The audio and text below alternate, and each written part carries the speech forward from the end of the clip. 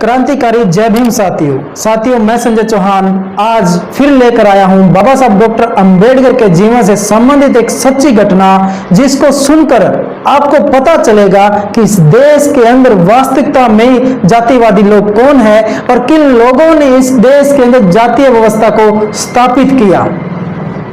सन 1932 की बात है। बाबा साहब डॉक्टर अंबेडकर और उनके मित्र गडकरी पुणे के अंदर एक कार्यक्रम के अंदर शामिल होने के लिए जा रहे थे।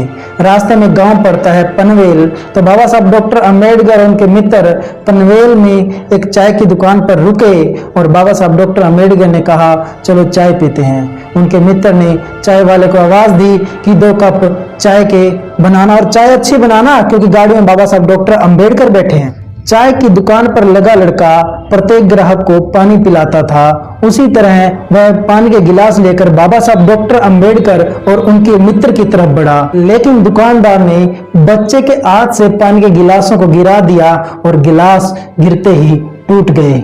और दुकानदार ने कहा तुम इतने पढ़ लिख गए हो, इसका मतलब ये थोड़ी है ब्राह्मण बन जाओगे, तुम्हें चाय तो क्या पानी तक हम नहीं देंगे। यह सारी घटना गांव का एक मजदूर सोनबा खड़ा होकर देख रहा था। तभी वह चिल्लाया, तुम मेरे बाबा साहब डॉक्टर अंबेडकर को पानी तक नहीं पिला सकते, मैं मेरे बाबा साहब को पानी खुद पिलाऊंगा। यह बात कहकर वह अपने गांव की तरफ पानी लेने के लिए दौड़ पड़ा। बाबा साहब डॉक्टर अंबेडकर का चेहरा गुस्से से लाल हो गया और उन्होंने कहा, उफ, इतनी छुआछूत जातिवाद के कारण एक मनुष्य दूसरे मनुष्य को मनुष्य नहीं समझ रहा है। इतना कहकर बाबा साहब डॉक्टर अंबेडकर ने अपने मित्र को आगे बढ़ने के लिए कहा। थोड़ी देर बाद सोनबा वहां पानी लेकर पहुंचा, लेकिन जब तक बाबा साहब डॉक्टर अंबेडकर वहां से जा चुके थे। जब उनको इस बात का पता चला तो सोनबा की आंखों में आंसू थे। वह बहुत दुखी था और रोने लगा और कहने लगा, बाबा साहब डॉक्टर अंबेडकर को मैं पानी नहीं पिला पाया, मेरे बाबा साहब डॉक्टर अंबेडकर प्यासे चले गए और शाम तक वह गड़ा लिए वहीं पर बैठा रहा कि बाबा साहब डॉक्टर अंबेडकर इस रास्ते से वापस आएंगे और मैं उन्हें पानी पिलाऊंगा। कुछ वर्ष के बाद बाबा साहब डॉक्टर अंबेडकर को इस घटना का पता चलता है। तो बाबा साहब डॉक्टर अंबेडकर अपने मित्र के साथ सोनबा को मिलने के लिए चले जाते हैं। जब बाबा साहब डॉक्टर अंबेडकर पनवेल के नाके पर पहुंचते हैं तो उन्हें टूटा हुआ घड़ा मिलता है।